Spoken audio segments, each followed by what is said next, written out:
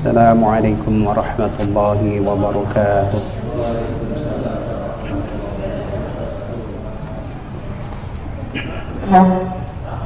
Alhamdulillahilladzi bi ni'matihi tatimmus shalihat. Alhamdulillahilladzi arsala rasulahu bil huda wa dinil haqq liyudhhirahu 'ala ad-dini kullihi walau karihal musyrikun.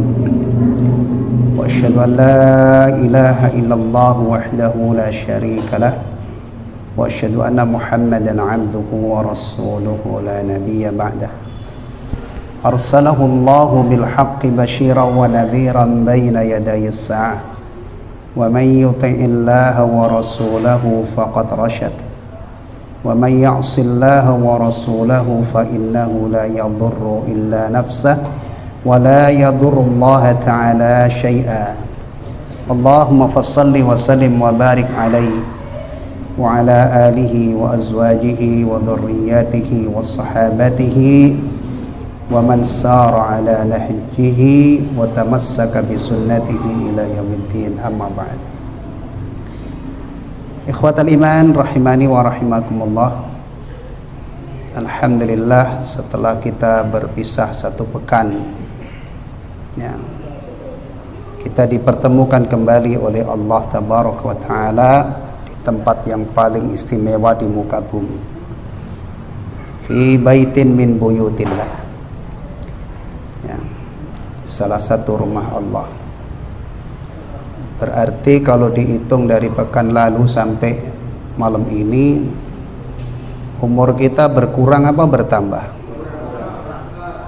Berkurang ya, sudah berkurang sepekan. Semoga kita diberi umur yang panjang oleh Allah dan diberkahi oleh Allah umur kita ya, umur yang padat berisi dengan amalan-amalan yang diridhai oleh Allah Subhanahu wa Ta'ala ya. Tapi ketika kita memohon panjang umur itu mau 500 tahun enggak? Rasulullah SAW mengkhabarkan bahwa rata-rata umur umat beliau itu 60 sampai 70 dan sedikit yang lebih dari itu. Dan ternyata benar ya. Antum kalau hari ini nyari umur orang yang umurnya lebih dari 70 tahun itu sudah langka ya. Rasulullah wafat 63 tahun, Abu Bakar wafat 63 tahun, Umar 63 tahun, Utsman 80 tahun, Ali bin Abi Thalib 63 tahun. Jadi yang lebih dari 70 dari Rasulullah sallallahu alaihi wasallam dan khulafaur rasyidun radhiyallahu anhum ajmain cuman siapa tadi? Utsman. Ya. Baik, alhamdulillah kita puji Allah untuk yang kesekian kali. Alladzi bi ni'matihi tatimmus shalihat. Insyaallah malam ini kita akan sama-sama melanjutkan menelaah tafsir surah An-Naba ya, bagian dari Al-Quranul Karim. Salah satu wasiat Rasulullah sallallahu alaihi wasallam ketika beliau menyampaikan khutbah yang sangat istimewa ya, di hadapan 100.000 lebih sahabat-sahabat beliau. Khutbah Arafah pada waktu haji wada, atau lebih umum disebut khutbatul wada ya, karena ada yang disampaikan di Arafah, ada yang juga disampaikan di Mina. Salah satu wasiat Rasulullah sallallahu alaihi wasallam ya, beliau menyatakan taraktu fikum ma in tamassaktum bihi lan tadillu ba'di abada, kitab Allah. Aku tinggalkan di tengah-tengah kalian sesuatu, selama kamu berpegang teguh dengannya maka kalian tidak akan tersesat selama-lamanya sesudahku. Dijelaskan oleh Rasulullah kitab Allah, atau juga bisa dibaca kitabullah, ya, yaitu Al-Quranul Karim, kitabullah, ya. Jadi mudah-mudahan kajian kecil-kecilan ini, ya, antum tersinggung nggak kalau saya sebutkan kajian kecil-kecilan? Bukan kajian akbar, bukan tablik akbar kan? Kalau tablik akbar biasanya ada spanduknya, ada umbul-umbulnya, ya. Mudah-mudahan kajian kecil-kecilan ini, ya, menjadi bukti kecintaan kita, ketaatan kita kepada Rasulullah sallallahu alaihi wasallam. Apalah orang itu gembar-gembor, teriak-teriak, apalah artinya memuji-muji Allah, memuji-muji Rasulullah, menyanjung-nyanjung Rasulullah setinggi langit, tapi kalau dia tidak pedulikan wasiat-wasiat beliau, tidak pedulikan petunjuk-petunjuk beliau. Dan kalau kita menghubungkan diri kita dengan petunjuk Rasulullah, itu bukan hanya di bulan Rabiul Awal. Setiap saat kita ditantang sebagai seorang muslim. Qul in kuntum tuhibbunallaha fattabi'uni. Katakanlah Muhammad, jika kalian mengaku mencintai Allah, maka ikuti aku. Mengikuti Rasulullah itu dalam keseharian, mulai dari mau tidur, bangun tidur, sampai tidur lagi. Tidur, bangun tidur, tidur lagi. Di situ kita punya kehidupan 24 jam ini, ya. Ridha gak kita menyerahkan kepada Allah dan Rasulnya bagaimana mengatur hidup kita ini, ya. Sekali lagi kita memohon kepada Allah, mudah-mudahan ini yang kita lakukan ini diterima oleh Allah sebagai amal soleh, sekaligus sebagai bukti kecintaan kita kepada Rasulullah sallallahu alaihi wasallam dan juga ketaatan kita kepada Rasulullah sallallahu alaihi wasallam. Kalau Anda menyimak apa yang saya kutipkan tadi, Pak, kok nggak disebutkan sunnah? Cukup disebutkan kitabullah, Al-Quran. Kok tidak disebutkan sunnah dalam sabda beliau sallallahu alaihi wasallam dalam wasiatnya tersebut? Bagi orang yang faham Al-Quran, ya, ketika disebutkan Quran itu otomatis tidak bisa dipisahkan dengan penjelasnya, yaitu as-sunnah. Kenapa? Karena di dalam Al-Quran ada ayat yang memerintahkan, mewajibkan untuk menaati Rasulullah. Ada ayat wa ma atakumur rasulu fakhudhuh wa ma nahakum anhu fantahu. Apa saja yang diberikan oleh Rasulullah kepadamu maka ambillah, dan apa yang kamu dilarang darinya maka jauhilah. Berarti sudah satu paket, ya. Sudah satu paket. Betul kan? Jadi meskipun tidak ditegaskan oleh Rasulullah dengan sabdanya kitabullahi was sunnah atau kitaballahi was sunnah, tapi sudah tidak mungkin dipisahkan sunnah dari Al-Quranul Karim, karena Rasulullah sallallahu alaihi wasallam diberi wewenang oleh Allah untuk menjelaskan kepada umatnya hal-hal yang masih global, yang belum rinci, yang terdapat dalam Al-Quranul Karim. Kira-kira kalau tidak ada sunnah Nabi, kita bisa sholat apa enggak? Seperti yang kita lakukan maghrib nih, waktu-waktu sholat itu tidak disebutkan secara rinci dalam Al-Quran. Cuman Allah firmankan innas salata kanat 'alal mu'minina kitaban mauquta. Tapi yang menjelaskan rincian waktu sholat, mawaqitus salat, adalah Rasulullah sallallahu alaihi wasallam. Contoh lagi, kita kalau wudu cuman sebatas mengamalkan ayat Al-Quran, wudu kita itu simple banget. Membasuh muka, membasuh tangan sampai siku, mengusap kepala, ya, membasuh kaki sampai dengan mata kaki. Jadi kalau ada orang membaca sebuah wudu, ya, dia cuci tangan, kemudian bismillah sambil cuci tangan, kemudian basuh muka ada kumur-kumur dan lain sebagainya, itu ada dalam Al-Quran apa enggak? Itu dari praktek wudhunya Rasulullah sallallahu alaihi wasallam. Maka tolong ya, kalau mengamalkan Al-Quran jangan jalan sendiri. Jadikanlah Rasulullah sallallahu alaihi wasallam sebagai orang yang kita ikuti, yang kita teladani dalam mempraktekkan Al-Quranul Karim. Termasuk aqwalus shalah, selain Al-Fatihah dan selain surah-surah, ada enggak dalam Al-Quran? Bacaan istiftah ada enggak dalam Al-Quran? Bacaan waktu rukuk, i'tidal, sujud, duduk antara dua sujud, bahkan tahiyat. Tahiyat itu dulu kalau saya belajar tahiyat itu sampai detail, sampai tasdidnya saja dihitung supaya akurat. At-tahiyyatul mubarakatus salawatut thayyibatu lillah. Ini kalau nggak belajar beneran apal-apal bacaannya, saya jamin nggak bener bacaannya. Kalau nggak pernah belajar serius, baru pertama aja sudah salah. Kemungkinan salahnya apa, Pak?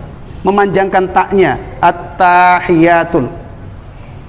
Nah, ada taknya itu satu harokat, at-tahiyyatul. Itu saja yang oleh ulama sampai diajarkan supaya bacaannya benar gitu ya. Tasdidnya itu dihitung, itu ada tasdidnya. Nah, itu saja tidak terdapat di dalam Al-Quran. Itu semua kita amalkan dari mengikuti Rasulullah sallallahu alaihi wasallam. Ya. Maka mari kita pikirkan kualitas keislaman kita ini ya. Jangan sampai Islam kita ini menyimpang, bengkok, sesat, naudzubillah. Kuncinya sudah diberikan oleh Rasulullah kepada umatnya. Pegang teguh Quran, ya, maka kalian tidak akan tersesat. Meskipun saya sudah tidak ada di tengah-tengah kalian. Ya, taib. Kita lanjutkan pada kajian yang lalu, kita sudah sampai ayat berapa kemarin? Ini ya. Kita lanjutkan dari ayat 24. Nah, ya sampai situ. Kemarin itu sampai penjelasan rangkuman hal-hal penting yang Allah firmankan dalam ayat 17 sampai 30. Ya kan? Itu ada apa, gunung-gunung yang akan dihancurkan oleh Allah, langit terbelah ya, kemudian Allah memutuskan perkara di antara hamba-hambanya dengan hukumnya yang adil, seadil-adilnya. Tidak ada kezaliman di dalam putusan Allah sedikit pun, sekecil apapun. Dinyalakan api jahanam yang telah dipersiapkan bagi orang-orang yang melampaui batas. Melampaui batas ini terutama melampaui batas dalam iman, itu yang ancamannya bisa kekal. Tapi kalau melampaui batas misalnya cuma dalam makanan, minuman ya, nah dalam masalah kemaluan itu ancamannya tidak kekal. Orang mukmin berzina kekal di neraka apa enggak dengan perbuatan zinanya? Kekal di neraka apa enggak? Enggak. Tapi antum jangan salah paham. Wah, Pak Ustadz itu merestui kita zina katanya. Astagfirullahaladzim. Ya, ini kalau kita bicara kekal atau tidak kekal. Dan urusan neraka itu antum kira-kira berani nggak pasang badan, biarin 10 tahun saya mendekam di neraka, berani nggak? Hah? Ya ayyuhalladzina amanu qu anfusakum wa ahlikum nara. Sekarang saya tanya, nggak usah neraka dulu ya. Api yang ada di rumah itu, istri yang antum sayangi itu, antum biarkan kebakar apa enggak? Padahal kalau seandainya terjadi kebakaran, terbakar kulitnya, sekarang itu ada bedah plastik. Antum punya duit, dibiayai, balik lagi kulitnya. Bahkan sampai ke bedah rekonstruksi. Kedokteran itu sekarang orang mukanya, naudzubillah, mudah-mudahan tidak terjadi, sekedar membayangkan ya. Itu mukanya remuk, rusak, itu bisa dipermak lagi. Bukan hanya Pak Yadi aja yang bisa body repair istilahnya ya. Iya kan? Kalau pasien mobil yang masuk ke bengkel antum gimana? Kadang-kadang gimana rusaknya? Remuk kan? Bisa balik lagi ya. Nah, juga. Itu saja tidak akan kita biarkan. Tidak mungkin ada orang biarin saya mau kena air panas, mau kena api kompor, biarin. No, banyak klinik-klinik bedah plastik, nanti saya operasi balik lagi. Sengatan api dunia saja orang-orang yang berakal sehat pasti menghindarinya. Bagaimana dengan neraka? Ya.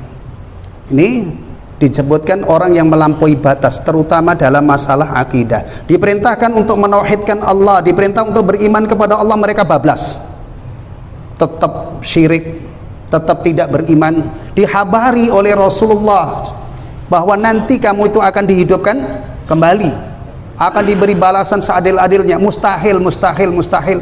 Mana mungkin orang yang sudah hancur bisa hidup melampaui batas. Ya. Mari kita belajar untuk menjadi orang yang patuh. Ya, termasuk di jalanan jadi orang yang patuh. Ya, supaya tidak kena tilang. Kalau misalnya ada batas garis di lampu merah, jangan antum melewati. Ya. Tonton. Demikian juga dalam urusan agama, belajar menjadi orang yang waqafan inda hududillah. Ada perintah kerjakan, ada larangan kita berhenti. Ada perintah sesuatu yang wajib kita imani, jangan kita lewati. Ya. Ada yang dihalalkan oleh Allah, kita tetapkan. Kita sebatas menikmati yang dihalalkan oleh Allah. Ada yang diharamkan oleh Allah, kita berjuang sekuat tenaga untuk menghindarinya. Kenapa bahasanya berjuang sekuat tenaga? Karena yang diharamkan itu biasanya pesonanya dan daya tariknya kenceng banget. Kenceng banget. Taib. Kemudian dijadikan sebagai tempat kembali bagi mereka. Mereka tinggal di dalamnya berabad-abad lamanya. Menurut mayoritas ahli tafsir, al-haqab atau al-hikab bermakna 80 tahun.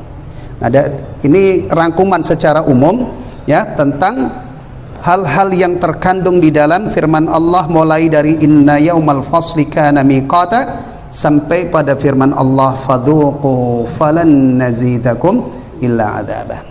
Nah, sekarang kita kaji lebih detail lagi ayat per ayat. Ayat 24. Qala Allah Ta'ala la yadhuquna fiha bardan wala syaraba. Ini keadaan di mana ini yang dikabarkan oleh Allah, ketika mereka memasukinya maka mereka tidak merasakan kesejukan di dalamnya dan tidak pula mendapat minuman. Ini keadaan di mana? Neraka. Mulai dari inna jahannama kanat mirsada lit-taghina ma'aba labithina fiha ahqaba la yadhuquna fiha bardan wala syaraba. Yakni tidak menyejukkan kulit mereka dan tidak menghilangkan dahaga. Saya bacakan aslinya ya.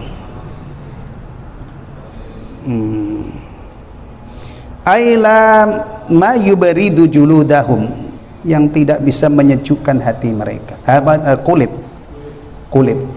mereka. Antum kalau ada di suatu tempat kemudian kulit antum itu terasa sejuk, nikmat kan? Iya kan? Makanya biasanya orang-orang yang lapang rizkinya itu untuk merasakan nikmat ini rumahnya dipasangin apa? AC supaya adem. Ya. Atau antum misalnya lebih nikmat lagi kalau di satu tempat terbuka ada tempat berteduh gitu ya. Ya kan? Kemudian anginnya semilir begitu. Nikmat nggak itu? Nikmat. Ya, ditambah nikmat lagi kalau pas di saat seperti itu antum memiliki makanan yang Masya Allah, yang menjadi kesukaan antum, makan enak.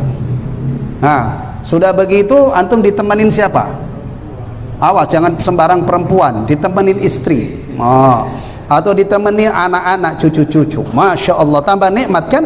Nah, itu baru di dunia saja kita sudah sepakat. Baru berasal dari sejuk, kemudian ada makanan, ada minuman, ditemani istri, anak, itu saja sudah luar biasa. Masya Allah, bagaimana kalau itu di surga, kumpul dengan keluarga, ya Masya Allah. Ya, kadang-kadang untuk membayangkan nikmatnya surga itu kita berangkat dari dunia dulu. Terus nikmat surga itu tidak bisa diukur dengan nikmat dunia, karena kriterianya belum pernah dirasakan oleh siapapun, belum pernah dilihat oleh mata, belum pernah didengar oleh hati, belum. Makanya kalau orang nggak paham hakikat surga ya, yang seperti ini kriterianya, dia bisa sombong. Ngapain kesian amat itu orang-orang mukmin? Mau seneng saja nunggu nanti. Sekarang dong saya bisa bikin surga. Dia bikin tempat yang mewah, dia ada minuman, berbagai macam minuman mahal, kemudian dihadirkan bidadari, bidadari sewaan. Ya, bidadari yang memang menjual dirinya. Dan biasanya kalau ketemu orang kaya ya, kemudian orang kayanya dermawan, dia dapat apa? Bayaran tinggi. Nih surga nih. Masya Allah. Ya. Tapi sabar, memang orang mukmin itu dari masa ke masa itu jadi ejekan orang-orang kafir, jadi ejekan orang-orang munafik. Bahkan pengikut-pengikut para nabi itu dulu dihina habis-habisan. Nuh alaihissalam juga merasakan pahitnya dihina. Kamu siapa itu? Kamu itu nggak ada apa-apanya. Pengikut-pengikut kamu itu kelas-kelas cere. Ya, sampai hari ini, ya, makin dekat dengan kiamat itu orang-orang kafir, orang-orang munafik makin apa? Makin merajalela, maksiat makin merajalela. Ya, iya, mungkin nanti kalau antum baru rajin ke masjid saja sudah dicurigai, wah ini radikal ini. Akhir zaman. Ya, taib. Wala ma yadfa'u dhama'ahum, dan tidak ada minuman yang bisa menghilangkan rasa dahaga mereka. Ya, perhatikan ini. Dua hal ini kalau kita renungkan, ini sudah kesengsaraan yang tiada tara. Baru sampai di sini ya, belum lagi nanti lanjutannya.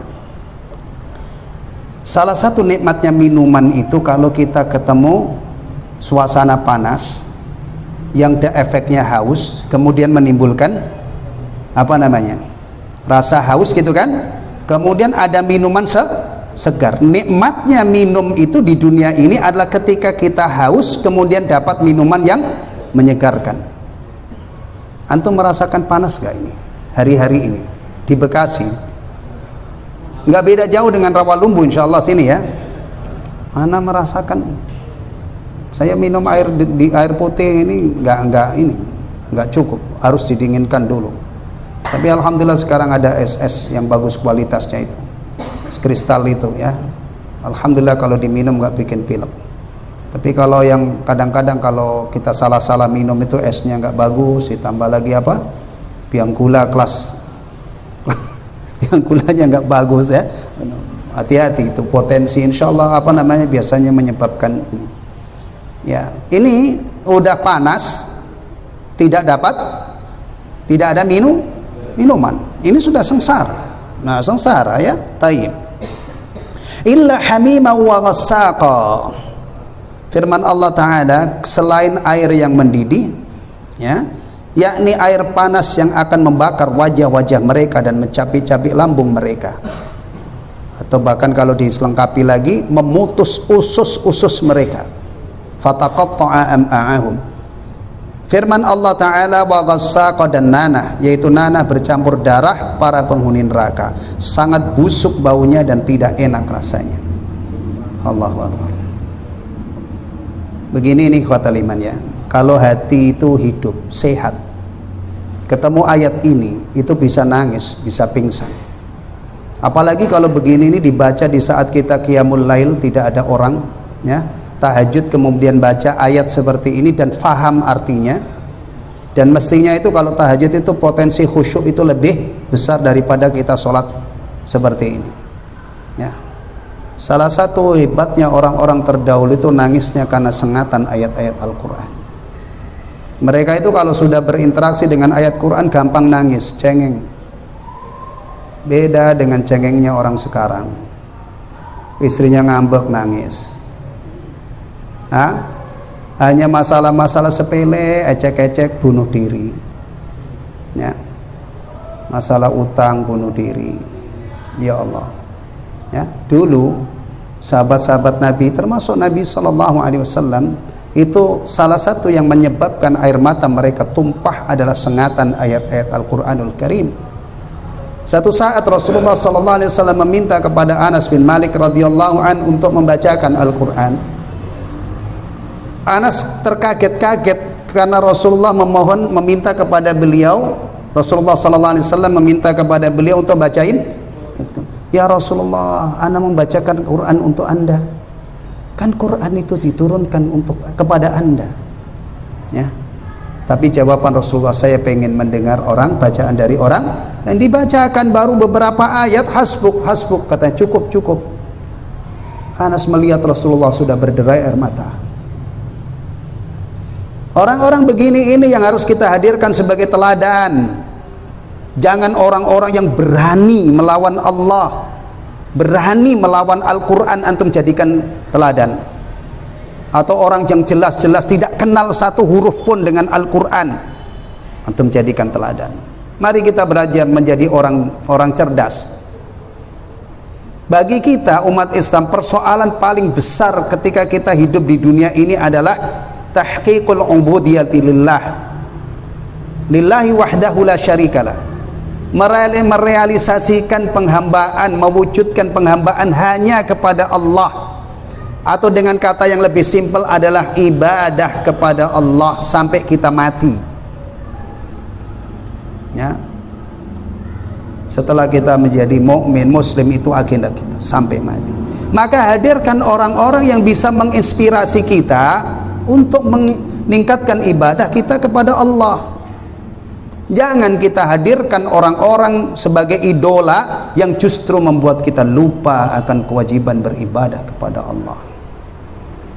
Antum mengidolakan pemain bola, nanti akan kemana arahnya? Akan menjadi penggemar bola, atau setidak-tidaknya menjadi fanatik terhadap bola. Antum menghadirkan orang kaya yang lupa daratan, ya. Pedagang-pedagang yang masya Allah kaya raya tapi prakteknya kotor, antum akan kemana? Keseret kemana? Akan keseret kemana? Ke jalur mereka. Antum idolakan politikus busuk, antum akan terseret ke arah sana. Tapi kalau kita idolakan Rasulullah, para sahabat, ulama-ulama yang setia berpegang teguh dengan ajaran Rasulullah, insya Allah kita kadang-kadang itu merasa malu membandingkan diri kita dengan mereka, tapi kita kagum dengan kesolehan mereka. Mudah-mudahan jarak yang begitu jauh itu dijembatani dengan rasa cinta kita kepada mereka. Mudah-mudahan kita naik kelas melalui jalur itu. Ya, hati-hati mengidolakan orang, karena idola itu nanti berikutnya akan berpengaruh kepada apa? Mengikuti.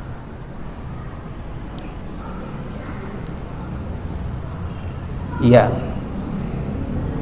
dulu ya, di tahun berapa itu ada film Rambo.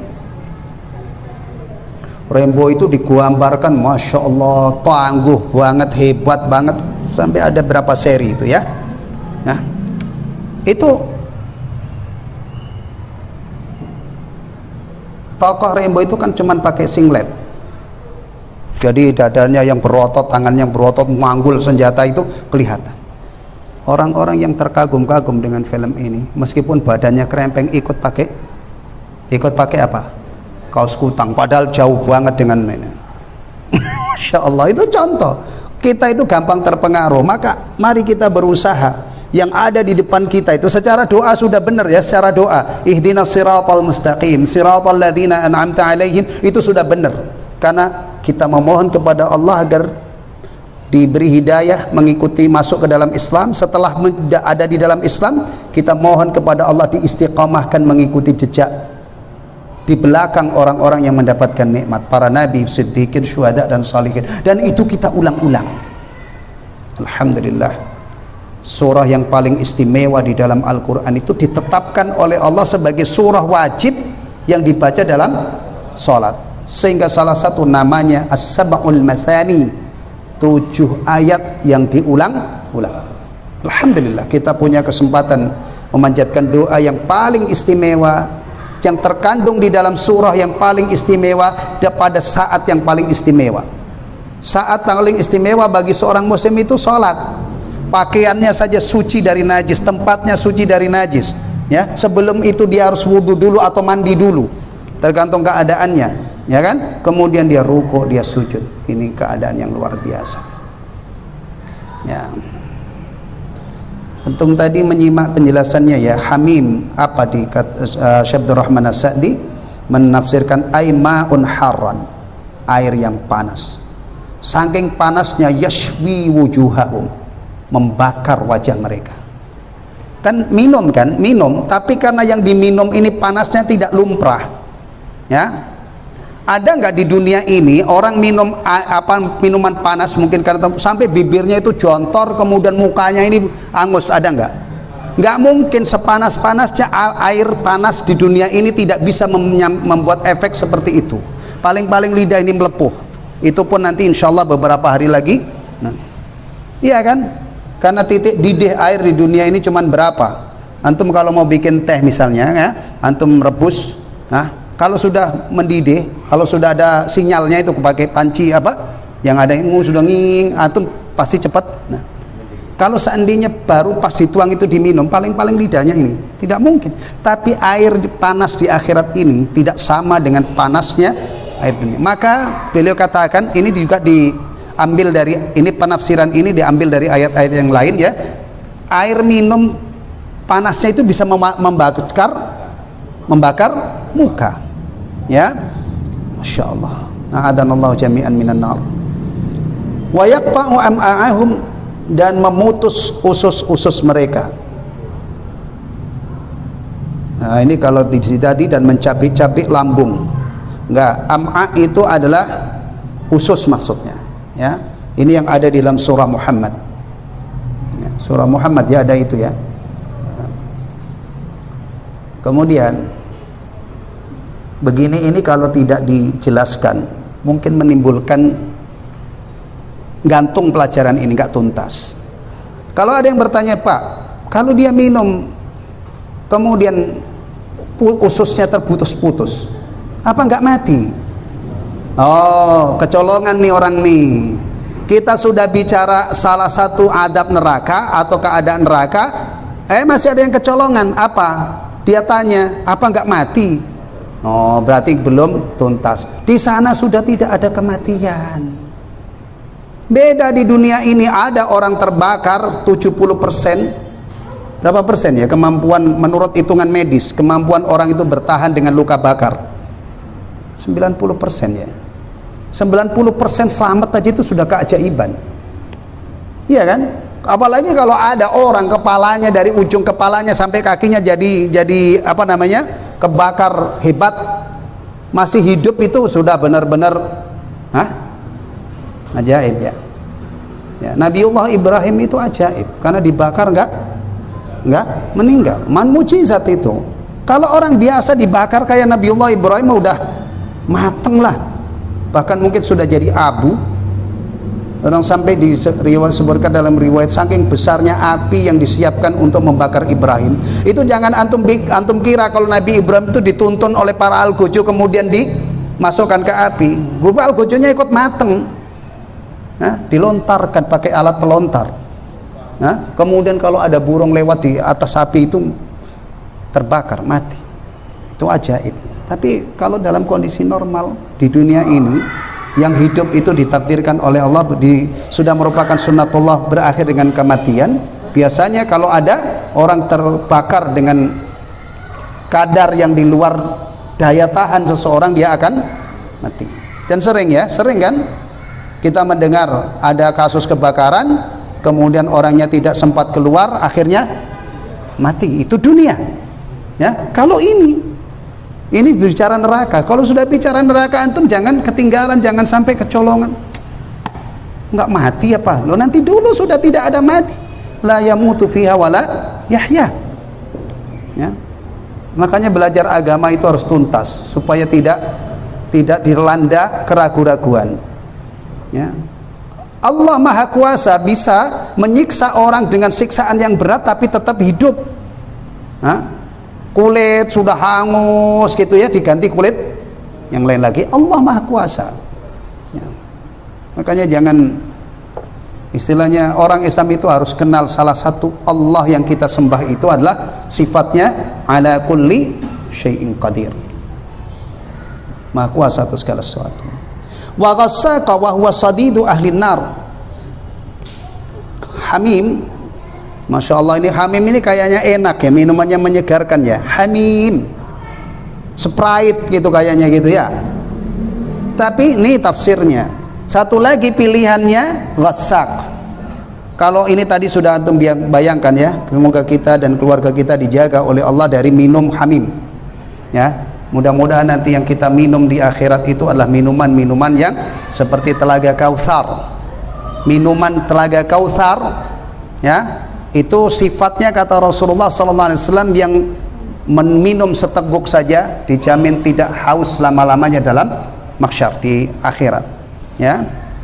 Allahumma ja'alna minhum. Apalagi kalau sudah masuk surga, minuman-minuman istimewa di sana. Yang berikutnya Ghassaqa,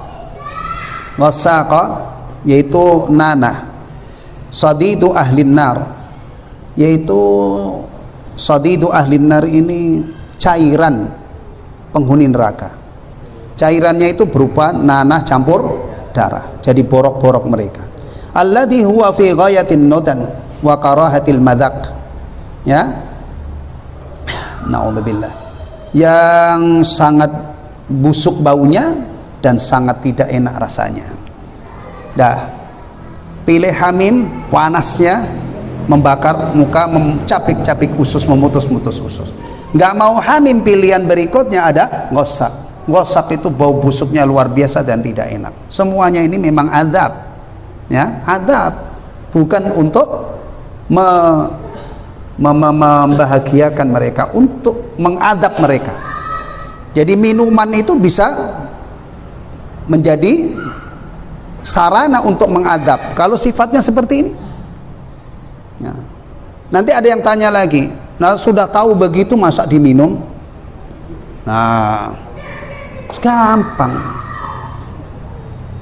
Jujur aja, antum pernah makan bonggol pisang nggak? Pernah makan bonggol pisang nggak? Kenapa? Yang lain banyak bang, Masya Allah. Saya itu kalau keluar dari rumah jam-jam segini ini, apalagi nanti pulangnya ya, ternyata Rawalumbu itu dikenal kulinernya luar biasa. Tapi istri saya tadi sudah pesen malam ini nggak usah makan ya, tadi sudah makan terlalu banyak makanan banyak, nggak kepikir ya kan, makanan enak-enak banyak. Atau yang paling murah, setidak-tidaknya nasi uduk yang paling murah pun ada, bubur ayam tanpa tusukan ada, cuman minta sambal sama kuahnya mas ada. Nggak kepikir makan ini karena pilihannya banyak.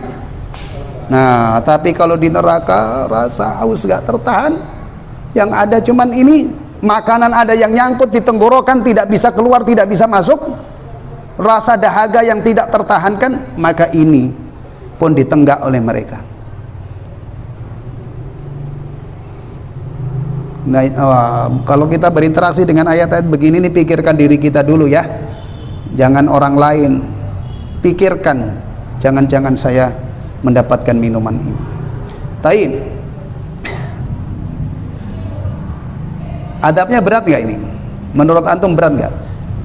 Dilemparkan ke dalam jahanam, tinggal berabad-abad, di dalamnya itu tidak ada minuman yang layak untuk minum, rasa dahaga luar biasa. Ini gimana? Berat nggak? Dibanding dengan adab neraka, adab dunia ini. Ada koruptor divonis 15 tahun masuk penjara, kira-kira disuguhi minuman ini? Hah? Dikasih makan bangkai yang busuk? Enggak ya. Bahkan ada orang yang langganan penjara itu menurut dia itu enak katanya, karena nggak usah beli udah dijamin. Karena orang di penjara itu hak-haknya sebagai manusia tetap diperhatikan kan ya, meskipun nggak enak katanya. Mudah-mudahan antum jangan ada yang masuk penjara ya. Saya doakan mudah-mudahan antum tidak ada yang masuk penjara, karena pengalaman orang yang masuk penjara itu kadang-kadang sampai keluar kata-kata, amit-amit jangan sampai ada anak cucu saya yang masuk, padahal itu cuma penjara dunia. Ini demikian juga neraka, kita usahakan sedapat mungkin untuk terhindar.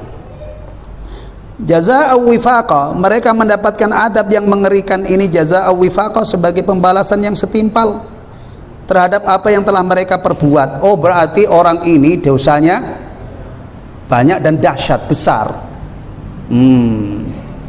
Maka ikhwatal iman, kita ini juga harus belajar dosa ya. Sebelumnya idealnya kita belajar tentang hal-hal yang diperintahkan oleh Allah. Ya, kita belajar syu'abul iman misalnya, cabang-cabang iman, kemudian dikombinasi dengan al-kabair, dosa-dosa besar. Orang Islam itu berkepentingan mempelajari yang baik, yang buruk-buruk, yang batil-batil, tujuannya supaya, atau syar ya, yang jelek, tujuannya supaya kita bisa menghindarinya. Ada pepatah, ada syair begini, araftu syarra la lisyarri, nah, walakin litawakkihi, ya, wa man lam ya'rif syarra minal khairi yaqa fihi. Saya mengenal atau mengetahui keburukan bukan untuk saya praktekkan, tetapi untuk saya jauhi.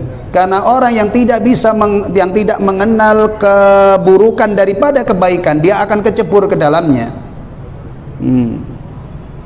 Apa sih salahnya orang ini kok adabnya sampai seberat itu, ya? Nah, ini padahal Allah sama sekali tidak mendolimi mereka, ya. Justru mereka lah yang mendolimi diri sendiri. Beda di dunia ini, kadang-kadang orang cuman keinjek jempolnya, ngamuk, dibacok, wah itu zalim. Kesalahan kecil dihajar sampai habis-habisan, ya, itu zalim. Tapi adab ini tidak mungkin karena kezaliman Allah Subhanahu wa taala. Ya, demikianlah, justru mereka lah yang mendolimi diri mereka sendiri. Zalim yang paling dahsyat itu adalah syirik, zalim yang paling dahsyat itu adalah kufur, dan zalim yang paling dahsyat itulah munafik. Tiga dosa ini kalau pelakunya tidak bertobat kepada Allah, matinya nih tempatnya di jahanam selama-lamanya, tidak akan keluar selama-lamanya. Ya, orang musyrik, orang kafir, innalladzina kafaru min ahlil kitabi wal musyrikina fi nari jahannam. Kemudian ayat tentang orang munafik, Allah mengatakan bahwa Allah akan mengumpulkan orang munafik bersama orang-orang kafir kekal di neraka, plus innal munafiqina fid darkil asfali minan nar, lebih berat siksanya, naudzubillah min dzalik. Demikianlah maka Allah menyebutkan amalan-amalan yang dulu mereka kerjakan sehingga mereka mendapatkan adab ini. Insya Allah pekan depan kita lanjutkan menelaah ayat-ayat yang menyebabkan mereka mendapatkan adab seperti ini. Adab seberat ini apa? Dibeberkan oleh Allah, jelas, ya. Jadi mereka mendapatkan adab ini sebagai balasan atas perbuatan-perbuatan dosa-dosa besar mereka. Apa saja? Insyaallah pekan depan kita lanjutkan. Alhamdulillahilladzi bi ni'matihi tatimmus shalihat. Subhanakallahumma bihamdika asyhadu an la ilaha illa anta astaghfiruka wa atubu ilaik. Wassalamualaikum warahmatullahi wabarakatuh.